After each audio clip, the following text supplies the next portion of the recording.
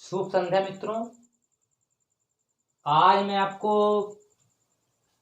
Biology का कोशिका का फर्स्ट पार्ट पढ़ा चुका हूँ। सेकेंड पार्ट पढ़ाने जा रहा हूँ। मैंने फर्स्ट पार्ट का वीडियो बना दिया है। अब आप सेकेंड पार्ट देखिए इसका, कि कोशिका का सेकेंड पार्ट क्या है, मैं आपके सामने लेकर आया हूँ। कोशिका का प्रकार देखिए, कोशिका दो प्रकार का होता है, एक प्रोकैरियोटिक, एक यूकैरियोटिक।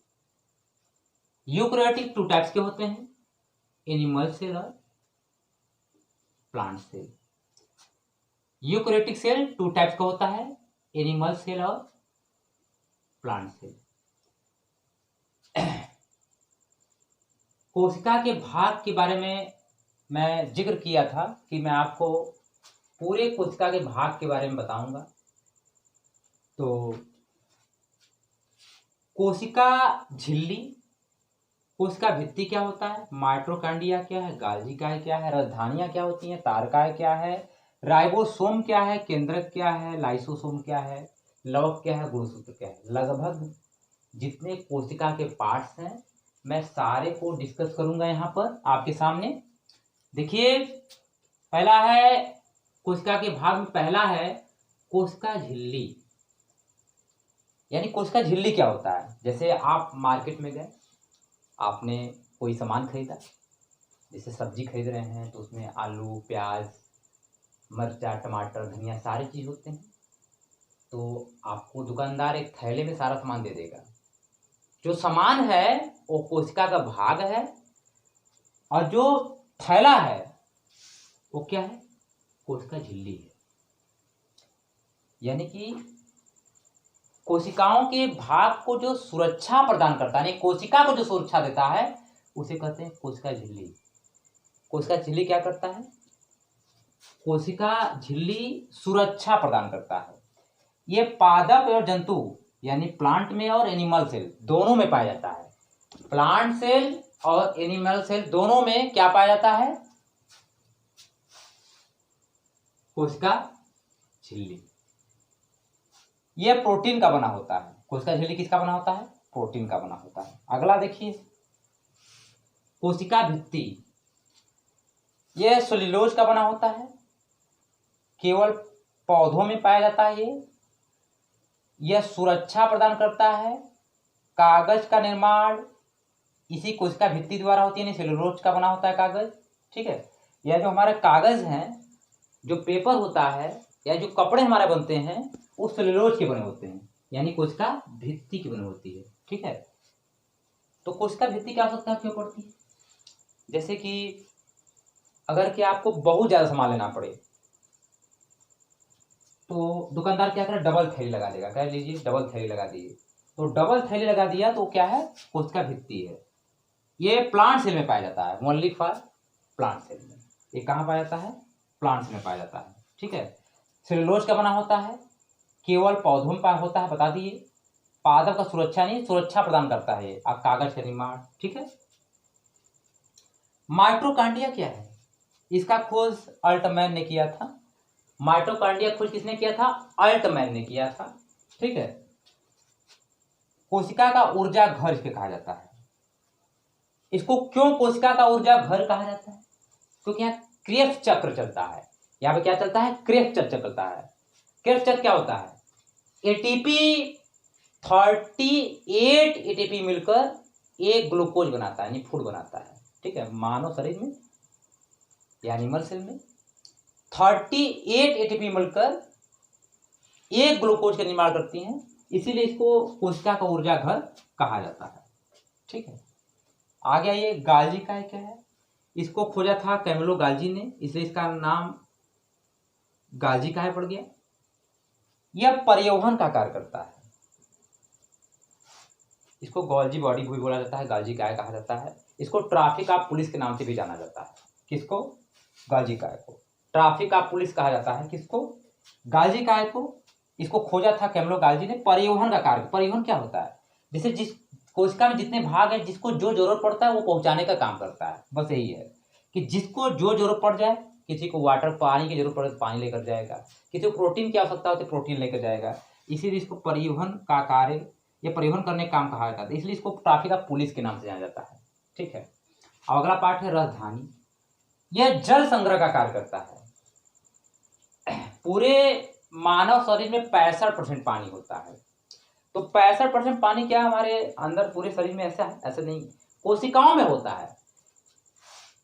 इसलिए जल संग्रह का कार्य कौन करता है? राजधानी। हमारे कोशिकाओं में जितने बॉडी बना है 65% पानी होता है, तो यह जल संग्रह का कार्य करता है, पानी को इकट्ठा करके रखता है। कौन? राजधानियां। हमारी कोशिकाओं में राजधानियां पाए जाते हैं जो पानी को इकट्ठा करके रखते हैं। ठीक है, आगे आइए। सेंट्रोसोम क्या है? यानी तार का है। सेंट्रोसोम यानी तार क्या है? इसको खोजा था बोबरी नामक वैज्ञानिक ने। यह कोशिका विभाजन। अब विभाजन क्या है? टूटना नहीं, टूट के बिखर जाना नहीं होता है विभाजन। मतलब क्या होता है? पुनर्निर्माण करना, यानी ये कोशिका टूटकर डबल कोशिकाओं में बढ़ जाता है, उसे कहा जाता है पुनर्निर्माण या कोशिका विभाजन। ठीक है, यानी तार का क्या करता है? यह पुनर्निर्माण का कार्य करता है, फिर से जुड़ने का कार्य करता है। ठीक है, राइबोसोम पैलेट ने खोजा था। पैलेट नामक वैज्ञानिक ने राइबोसोम को खोज किया था। और राइबोसोम का कार्य क्या है? प्रोटीन का निर्माण करना। पूरी कोशिकाओं में प्रोटीन का निर्माण कौन करता है? राइबोसोम प्रोटीन को बना के रखता है। ठीक है, आगे है केंद्रक। केंद्रक क्या है? कोशिका का केंद्र है। केंद्रक में आपका डीएनए, आरएनए, क्रोमोसोम, जीन, ये सब चीजें होते हैं। ठीक है, तो अगला क्या है? लाइसोसोम। लाइसोसोम क्या है? इसको खोजा था डी डुबे ने। यह पाचक तंत्र है, इसमें इसको आत्महत्या की थैली भी कहा जाता है। देखिए, लाइसोसोम को आत्महत्या की थैली कहा जाता है। आत्महत्या की थैली, आत्महत्या की थैली। पाचक तंत्र, कोशिकाओं को डेड कर जाने पे यह उसको पचा जाता है। ठीक है, अगर कोशिका में कोशिका का कोई भी भाग अच्छे से काम नहीं कर रहा है तो ये उसमें इम्प्रूव करने का भी काम करता है। कहता है भाई आप सही से काम करिए, ठीक है, आप लोग का काम जो है अच्छे से निभाते रहिए। कौन कहता है? लाइसोसोम। लाइसोसोम सभी कोशिका के भाग को समझा कर रखता है कि आपको जो काम दिया गया है वो काम करिए। जैसे भाई माइटोकॉन्ड्रिया का क्या? ऊर्जा बनाना। गाल्जी का क्या? परिवहन करना। तो ये सब अगर नहीं काम करते हैं तो तुरंत इसके पास मैसेज आता है लाइसोसोम के, नहीं कर रहे हैं तो तुरंत संदेश देता है नहीं आप लोग को करना है।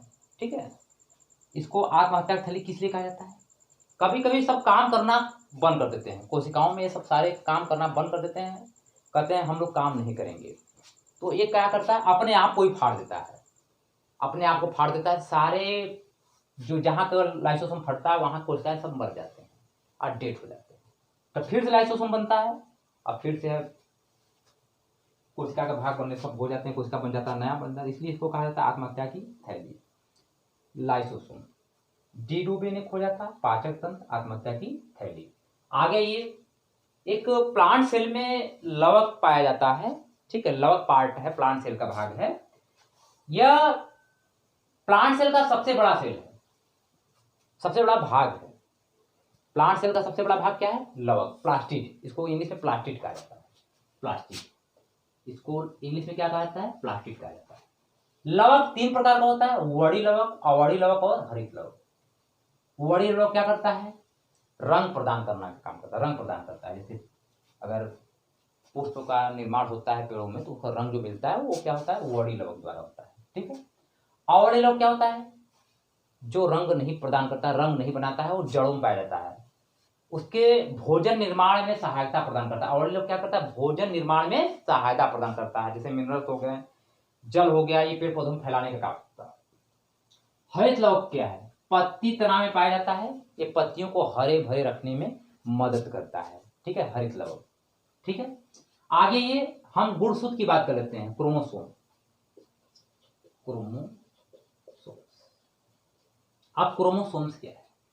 देखिए, हमारा पूरा शरीर क्रोमोसोम से ही मिलकर बना है। जहां पे नर और मादा मिलते हैं तो दोनों का क्रोमोसोम मिलता है तो जाइगोट का निर्माण होता है, तब जाके हमारा शरीर बनता है। ठीक है, तो मानव शरीर में 46 गुणसूत्र पाए जाते हैं, 23 जोड़ा होता है, चाहे महिला हो चाहे पुरुष, दोनों में 46 गुणसूत्र पाए जाते हैं। पूरे शरीर का निर्माण किसके द्वारा होता है? गुणसूत्र द्वारा होता है। पूरे शरीर का निर्माण कैसे होता है? गुणसूत्रों द्वारा ही पूरे शरीर का निर्माण होता है, ठीक है।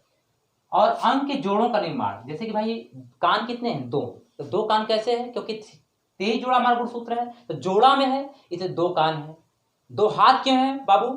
क्योंकि भाई 23 जोड़ा गुणसूत्र है, 23 नहीं है, 23 जोड़ा में है गुणसूत्र, इसलिए जोड़े जोड़े हमारे कुछ जितने मेन पार्ट है जोड़े में है। देखिए हाथ मेन पार्ट है तो 2 हाथ है, पैर मेन पार्ट है तो पैर 2 है, ठीक है, कान 2 है, ठीक है, नाक के जो छिद्र हैं 2 हैं, 2 भाग है, ठीक है। तो जो मेन पार्ट है आंख 2 है, ठीक है, देखिए आंख कितने हैं? 2 हैं, ठीक है। तो क्या है ये गुणसूत्र? क्या करता है? अंग के जोड़ों का निर्माण करता है। जो मेन वो अंग है हमारे, जोड़ा प्रदान करता है। जोड़ा में जैसे बच्चे होते हैं तो 2 पैर होता है तो जोड़ा है, 2 हाथ है तो 2 जोड़ा है, ऐसे करके। तो गुणसूत्र क्या करता है? अंग के जोड़ों का निर्माण करता है, ठीक है।